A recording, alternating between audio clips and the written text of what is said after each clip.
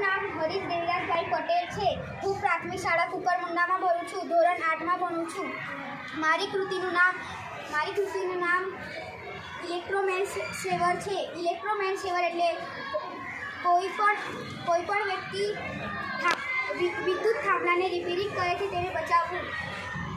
જ્યારે કોઈ પણ સજીવ પ્રાણી, પક્ષી, ઝાડ વિદ્યુત થાંભલાને અડે છે ત્યારે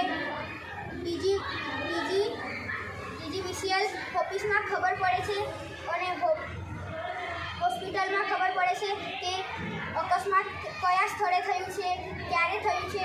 તો તે લોકો જલ્દી ત્યાં પહોંચે છે, તે લોકોને સારવાર આપે છે અને તે લોકોની જાન બચાવે છે. જેમ કે જ્યારે કોઈ પણ સજીવ આને ચોંટે છે ત્યારે